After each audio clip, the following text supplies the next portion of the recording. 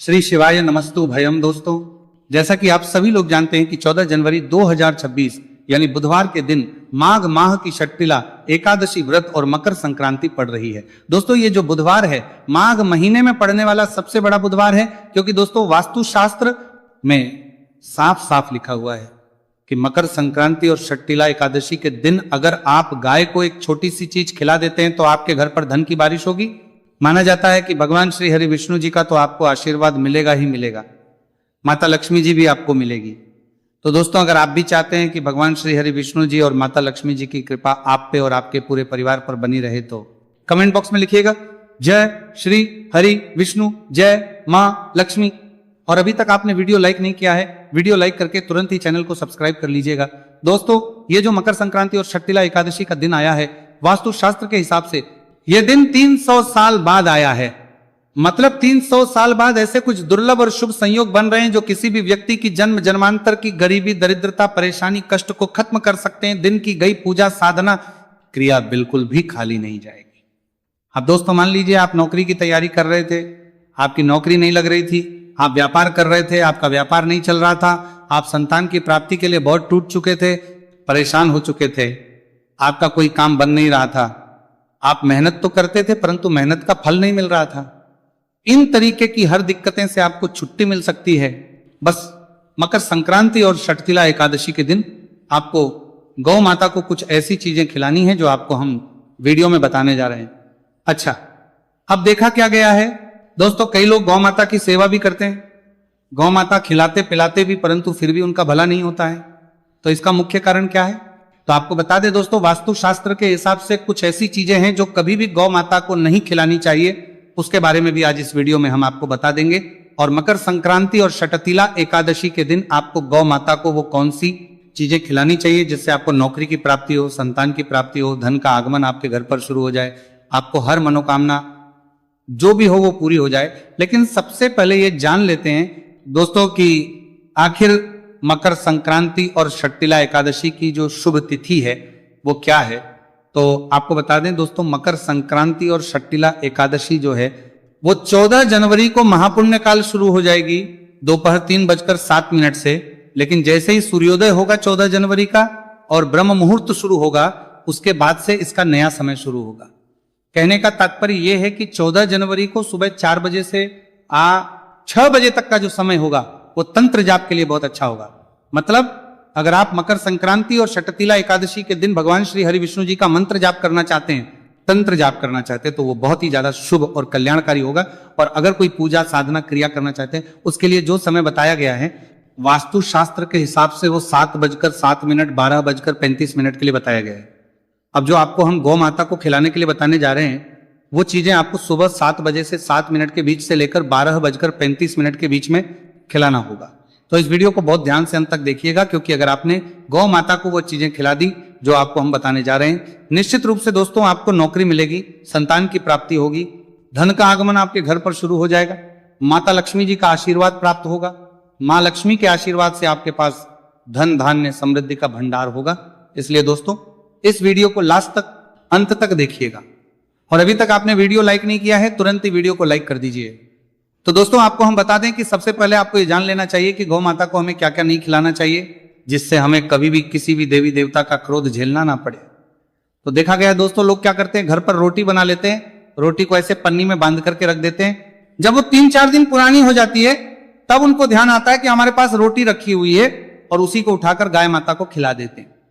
देखिए दोस्तों, गाय को सड़ा गला खाना कुछ भी खिला देंगे वो खा लेगी, लेकिन अगर उसको तकलीफ होगी तो आप भी उसके भागीदार होंगे। कहने का तात्पर्य यह है कि अगर आप गौ माता को सड़ी गली रोटी खिला रहे हैं और उनको कष्ट होगा तो उसके आप भागीदार होंगे, आपके घर पर नकारात्मक शक्तियां आएंगी अगर आप बासी रोटी खिला रहे हैं। तो दूसरा यह भी देखा गया कि बहुत से ऐसे लोग होते हैं दोस्तों जो ध्यान नहीं देते हैं, सड़ा गला खाना गौ माता को खिला देते हैं। दोस्तों ये बहुत अशुभ माना गया है, कभी भी ऐसा मत कीजिएगा। अगर आप ऐसा करते हैं, साल के किसी भी दिन ऐसा करते हैं, निश्चित रूप से आपके घर पर धन का आगमन बंद हो जाएगा। गौ माता को लक्ष्मी माता का स्वरूप माना जाता है। शायद आपको यह बात ना पता हो, गौ माता के गोबर में मां लक्ष्मी जी का वास होता है, गौमूत्र में मां गंगा जी का वास होता है, गौसिंग के बीच में भोलेनाथ बाबा का वास होता है। इसलिए दोस्तों कभी भी गौ माता को सड़ा गला खाना मत खिलाइएगा। आप अगर घास फूस भी खिला रहे हैं तो उसमें थोड़ी सी हरी सब्जी मिला दीजिएगा। तीसरा, कभी भी अपने हाथों से पीपल के पत्ते को तोड़ करके गौ माता को नहीं खिलाना चाहिए। मान लीजिए आपने गौ माता को पाल रखा है, गौ माता आपके घर पर है, आप गौ माता की सेवा करते हैं, कभी भी पीपल के पत्ते को अपने हाथ से तोड़कर मत आना। यह हो सकता है कि आपका कोई मित्र हो, आपका कोई दोस्त हो, आपका कोई जानने वाला हो, वो पीपल के पत्ते तोड़ करके गौ माता को खिला सकता है, परंतु आप खुद अपनी गाय को कभी भी पीपल का पत्ता तोड़ करके नहीं खिला सकते। चौथा, कभी भी गाय को दूध नहीं पिलाना चाहिए। इससे हमारे घर पर जो धन आता है वो कभी भी टिकता नहीं है, रुकता नहीं है। और आप चाहें तो गौ माता को दही खिला सकते हैं, दही में चावल मिला करके खिला सकते हैं, दही में रोटी मिला करके खिला सकते हैं, आप ये कर सकते हैं, लेकिन कभी भी गाय को दूध नहीं पिलाना चाहिए। अब आपको हमने बता दिया कि क्या क्या नहीं खिलाना चाहिए, क्या क्या नहीं पिलाना चाहिए। अब आपको हम बताएंगे कि मकर संक्रांति और षटतिला एकादशी के दिन आपको गाय माता को ऐसा क्या खिला देना चाहिए जिससे आपके घर पर धन की बरकत हो, आपकी नौकरी लग जाए, संतान प्राप्ति हो जाए, आपकी प्रॉपर्टी अच्छी बन जाए। इसलिए इस वीडियो को लास्ट तक, अंत तक देखिएगा। अभी तक आपने वीडियो लाइक नहीं किया है, तुरंत ही वीडियो को लाइक कर दीजिए। सबसे पहले दोस्तों, हम लोग गाय माता से जुड़ी कुछ ऐसी बातें जान लेते हैं जो आप लोग जानकर हैरान हो जाएंगे। दोस्तों, शायद ये बात आपको ना पता हो, चितखवरी गाय जो होती है वो बहुत ज्यादा शुभ होती है। आप किसी भी कार्य के लिए जा रहे हैं और चितखवरी गाय की आपको पूंछ लग जाती, उस कार्य में आपको सफलता मिलेगी। दूसरा, अगर आप किसी कार्य के लिए जा रहे हैं, बिजनेस मीटिंग के लिए जा रहे हैं, नौकरी के इंटरव्यू के लिए जा रहे हैं और आपको गाय का बछड़ा और गाय दिख जाती है, मान के चलिए जिस भी कार्य के लिए आप जा रहे हैं आपको उसमें सफलता मिलेगी ही मिलेगी, ये बहुत ज्यादा शुभ माना गया है। तीसरा, मान लीजिए आप अपना मकान बनवाने आ रहे हैं तो वास्तु शास्त्र के हिसाब से अपनी जमीन पर मकान बनने से 15 दिन पहले किसी गाय को और गाय के बछड़े को बांध दीजिए, उसके अच्छे तरीके से सेवा करिए, उसको अच्छे से खिलाइए पिलाइए, हरी सब्जी, घास फूस जो भी आप खिला सकते हैं। मान के चलिए उस घर के बनते साथी मां लक्ष्मी जी का आपको वो आशीर्वाद प्राप्त होगा कि पूरे जीवन काल में आपके ऊपर परेशानी, कठिनाइयां, दिक्कतें कभी नहीं आएंगी। दूसरी तरफ माता लक्ष्मी जी के आशीर्वाद से आपके ऊपर धन की वर्षा होगी। आपको हमने कुछ ऐसी चीजें बता दी दोस्तों जो आपको जान लेना चाहिए था। अब आपको हम बताने आ रहे हैं मकर संक्रांति और षटतिला एकादशी के दिन 7:07 से लेकर 12:35 के बीच में आपको गौ माता को ऐसी क्या चीजें खिला देनी चाहिए जिससे आपके घर पर धन की बारिश हो, आपको नौकरी की प्राप्ति हो, संतान की प्राप्ति हो। दोस्तों, ये कुछ ऐसी चीजें हैं जो अगर आप गाय को खिलाते हैं तो निश्चित रूप से आपके घर पर धन की बारिश होना तय है। तो सबसे पहली चीज जो आपको गौ माता को खिलानी है, आप चाहते हैं कि आपका दुर्भाग्य जो है भाग्य में बदल जाए, तो आपको मकर संक्रांति और षटतिला एकादशी के दिन गाय माता को 11 रोटी के साथ गुड़ की बेली खिलानी होगी। अगर आप गौ माता को 11 रोटी के साथ गुड़ की बेली खिलाते हैं, निश्चित रूप से दोस्तों आपके जो दुर्भाग्य होगा वो भाग्य में बदल जाएगा। मकर संक्रांति और षटतिला एकादशी के दिन एक बहुत शुभ दिन है। इस दिन की गई साधना, क्रिया, पूजा कभी भी खाली नहीं जाएगी। अगर आप चाहते हैं कि पूरे साल आपके घर पर धन का आगमन, तो इसके लिए एक बड़ा सरल सा उपाय बताया गया है। शायद आपको यह बात ना पता हो, हल्दी हमारे हिंदू धर्म में, हमारे सनातन धर्म में बहुत ही शुभ मानी गई है। कोई भी पूजा पाठ हो, शादी ब्याह हो, मैरिज हो, हर जगह हल्दी का इस्तेमाल कराया जाता है। हल्दी के बिना किसी भी पूजा को संपन्न नहीं माना जाता है। 11 रोटी में हल्की हल्की सी हल्दी डाल करके अगर आप किसी भी गाय को खिला दे रहे हैं, पूरे साल माता लक्ष्मी जी का आपको आशीर्वाद प्राप्त होता है। माता लक्ष्मी जी का वो आशीर्वाद आपको मिलता है कि पूरे साल आपके घर पर धन का आगमन बना रहता है। तीसरा, अगर आप चाहते हैं दोस्तों कि आपके माईजाल से निकल जाएं, आपने मान लीजिए कोई कर्ज लिया था, आप उसके माईजाल में फंसते चले आ रहे हैं, तो इसमें आपको क्या करना चाहिए? देखिए, एक बड़ा सरल सा उपाय बताया गया है। आप चाहते हैं कर्ज के माईजाल से आप निकल जाएं, जिस कर्ज के माईजाल में आप फंसे हुए हैं उसके बाहर आ जाएं, तो इसमें आपको बस ये करना है, 21 रोटी में हल्का हल्का सा नमक, एक एक चुटकी नमक डाल करके किसी भी गाय को खिला दीजिए। जो भी आपने कर्ज लिया था, आप उसके माईजाल से निश्चित रूप से बाहर निकल के आ जाएंगे। आपका कर्ज पूरी तरह से खत्म हो जाएगा और आपके पास जो धन आएगा वो टिकेगा भी।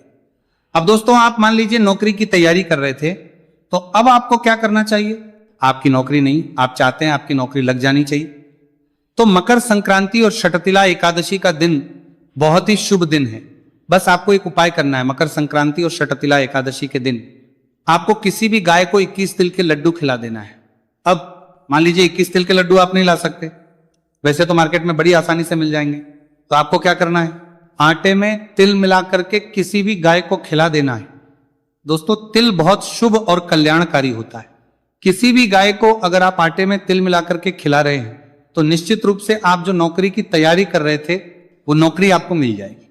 अब मान लीजिए दोस्तों आपको ऐसा कोई रोग लग गया है जिसके चलते आप परेशान हो गए हैं, आपके घर के किसी मेंबर को ऐसा रोग लग गया है जो जा नहीं रहा है, जिसका आप इलाज करा करा के थक गए हैं, तो आपको क्या करना चाहिए? मकर संक्रांति और षटतिला एकादशी के दिन गाय को पानी में 11 चम्मच शक्कर मिला करके पिला दीजिए। निश्चित रूप से जो रोग होगा वो हमेशा हमेशा के लिए खत्म हो जाएगा। तो दोस्तों उम्मीद है ये वीडियो आपको पसंद आया होगा। अगर आपने ये वीडियो अंतर तक देखा है तो वीडियो लाइक करना मत भूलिएगा। कमेंट बॉक्स में जय महालक्ष्मी, जय गौ माता, जय लक्ष्मी माता लिख दीजिए तुरंत। अब दोस्तों हम जान लेते हैं चौथे चमत्कारी उपाय के बारे में। लेकिन ये उपाय विशेषकर उन लोगों को करना है जिनका व्यापार बिल्कुल भी ढंग से नहीं चल पा रहा है, या फिर जिनके घर में धन की परेशानी बहुत अधिक है, साथ ही साथ जिनका जो बुध ग्रह है वह कमजोर अवस्था में है, तो उन्हें यह उपाय करना चाहिए। बुध ग्रह को मजबूत करने के लिए आपको विशेषकर यह उपाय करना है। देखिए इस उपाय के लिए आपको मात्र एक प्यारी सी बेलपत्र लेनी होगी।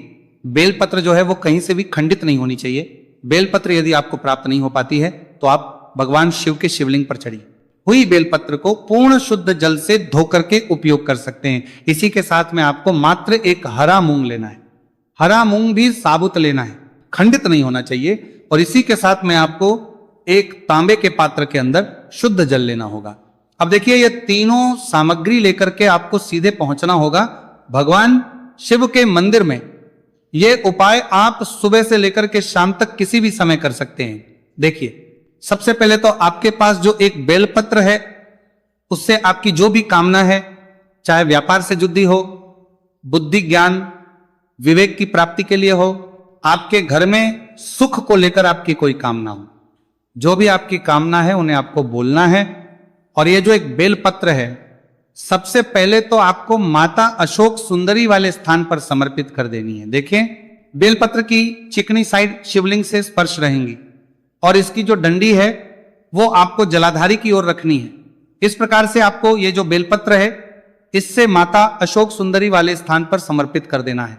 अब दोस्तों आपके पास जो एक मूंग का दाना है उससे आपको आपकी जो भी कामना है उसे बोलते हुए उस हरे मूंग दाने को आपको उसे जल पात्र के अंदर डाल देना है। अब दोस्तों ये जो हरा मूंग युक्त जल है इसे आपको समर्पित करना है। आपकी जो भी कामना है, चाहे आपका जो व्यापार है वो अच्छे से नहीं चल पा रहा है तो इस प्रकार से आपको कामना करनी है। और ये जो हरी मूंग से युक्त जल, इसमें से थोड़ा सा जल सबसे पहले तो आपको भगवान श्री गणेश जी वाला स्थान पर समर्पित करना है, फिर थोड़ा सा जल आपको माता अशोक सुंदरी वाले स्थान पर समर्पित करना है, और जो अंत में थोड़ा सा जल और बचेगा उसे पूरा आपको भगवान शिव के शिवलिंग पर धीरे धीरे अर्पित कर देना है। श्री शिवाय नमस्तु भयम इस मंत्र का जाप करते हुए। तो इस प्रकार से आपको थोड़ा थोड़ा जल समर्पित करना है। थोड़ा सा जल आप भगवान गणेश जी वाले स्थान पर, फिर माता अशोक सुंदरी वाले स्थान पर, फिर अंत में भगवान शिव के शिवलिंग पर अर्पित कर देना है। आपकी जो भी समस्या होगी वह विघ्नहर्ता आपकी समस्या समाप्त जरूर करेंगे। अब हम बात कर लेते हैं तीसरे उपाय की। देखिए इस उपाय के लिए आपको 2 दीपक लेने होंगे। दोनों ही दीपक आप मिट्टी के भी ले सकते हैं और दोनों ही दीपक आप शुद्ध आटा मढ़कर उनके भी तैयार कर सकते हैं। आटे के दीपक को सबसे विशेष माना गया है। अब दोस्तों दोनों ही दीपक के अंदर आपको शुद्ध घी का प्रयोग करना होगा, और एक दीपक के अंदर आपको गोल रुई की बाती का प्रयोग करना होगा, और एक दीपक के अंदर आपको लंबी बाती का प्रयोग करना होगा। लंबी बाती वाले दीपक के अंदर आप मौली वाला जो धागा आता है कलावा का, उसकी बाती का प्रयोग भी आप लंबी बाती वाले दीपक के अंदर कर सकते हैं। देखिए 2 दीपक वाला ये चमत्कारी उपाय केवल रात्रि में ही किया जाता है, इसीलिए आपको इस उपाय को बहुत ही ध्यान से समझना है। इसी के साथ में आपको 11 काले तिल के दाने लेना है, और इसी के साथ में आपको मात्र 1 चुटकी हल्दी भी लेनी होगी। अब दोस्तों यह सभी सामग्री करके आपको रात्रि के समय पहुंच जाना है अपने घर में। जहां कहीं भी तुलसी जी का पौधा, तुलसी माता का निवास स्थान है, वहां पर देखिए दोस्तों सबसे पहले तो आपके पास जो एक गोलभांति का दीपक, उसे आपको तुलसी जी के वहां पर प्रज्वलित करना है। दीपक को प्रज्वलित करते समय आपको ओम नमो भगवते वासुदेवाय इस मंत्र का 11 बार जाप कर लेना है। अब देखिए दोस्तों आप जो 11 काले तिल के दाने लेकर के आए हैं उन्हें अपने सीधे हाथ में रखना है, और जो आपने गोल बाती वाला दीपक प्रज्वलित किया है माता तुलसी जी के वहां पर, उसके ऊपर से आपको इन 11 काले तिल के को घाटी की दिशा में घुमाना है। आपको अपना नाम और अपनी गोत्र को बोल देना है और फिर आपको इन काले तिल को उससे जलते हुए दीपक के अंदर डाल देने हैं। देखिए, काले तिल भगवान विष्णु के पसीने से उत्पन्न हुए हैं और जब भी हम ये दीपक बुधवार की रात्रि में प्रज्वलित करते हैं तो इससे हमें हमारे कर्ज में राहत मिलती है, हमारे जीवन धन प्राप्ति के नए नए मार्ग खुलते हैं, हमारा अगर कोई भी कार्य रुका हुआ है तो वो भी परिपूर्ण होता है। देखिए, गोलबाती का जो दीपक है, विशेषकर हम माता तुलसी के वहां पर भगवान विष्णु और माता लक्ष्मी के निमित्त प्रज्वलित कर रहे हैं। इस प्रकार से आपको यह दीपक प्रज्वलित कर देना है। अब जो आपके पास लंबी बाती का दीपक है, एक चुटकी हल्दी है, तो इससे आपको लेकर के पहुंचना है अपने घर के मंदिर में। आपके घर के मंदिर में माता लक्ष्मी की जो भी प्रतिमाही मूर्ति है उनके सामने सबसे पहले तो आपको ये लंबी बाती का दीपक रखना है। फिर आपको दीपक को प्रज्वलित कर देना है।